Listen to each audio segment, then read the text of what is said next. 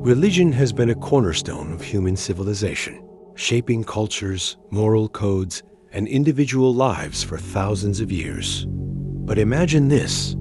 You kneel in quiet reverence, seeking solace from the chaos of existence, only to feel a hollow echo in your soul, a whisper that the very faith promising liberation might be chaining your psyche instead. What if religion, hailed as the balm for human suffering, actually amplifies our deepest fears, twisting vulnerability into dogma? Picture the devout, their eyes alight with certainty, yet haunted by unspoken doubts that erode their inner world.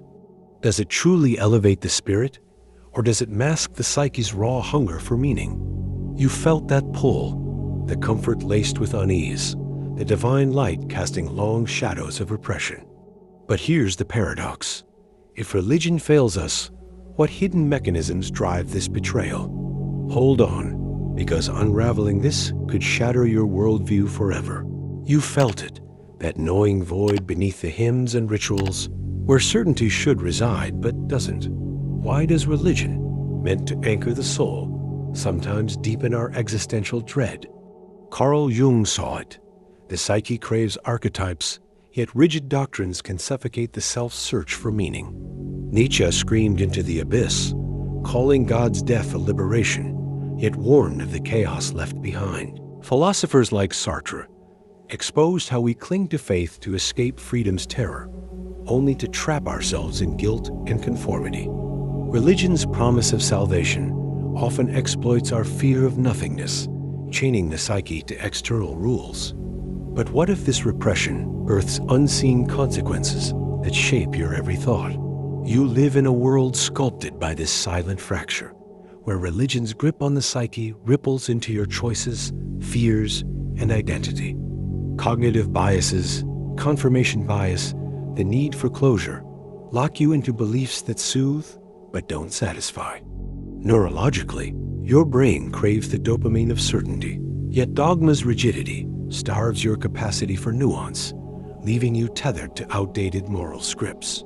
Societies crumble under this weight.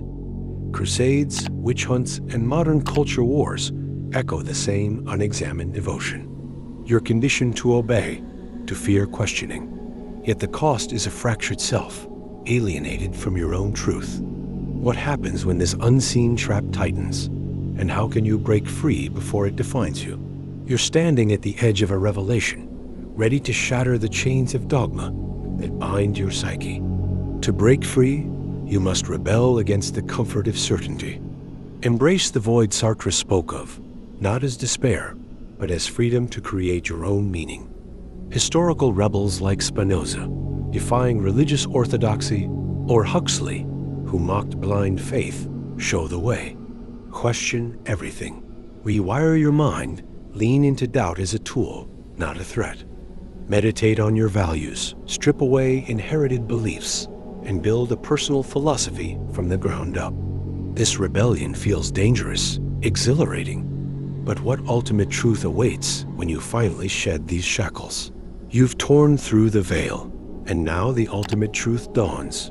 Religion's failure isn't its stories, but its demand for absolute surrender. Your psyche doesn't need a prescribed God to find meaning. It thrives in the raw, unscripted dance of existence. Viktor Frankl whispered it. Purpose is forged in suffering, not handed down by doctrine. You are the architect of your soul's cathedral, building it from questions, not answers. This shift redefines reality. Every doubt, every fear, becomes a brushstroke in your masterpiece. Step into this freedom, live boldly, create fiercely, question endlessly. As the old gods fade, what will you build in their place? Reflect, act, become. If you've got your own thoughts or experiences with religion and mental health, I'd love to hear them in the comments below. If you're interested in exploring more topics like this, check out my other video on the psychology of spirituality.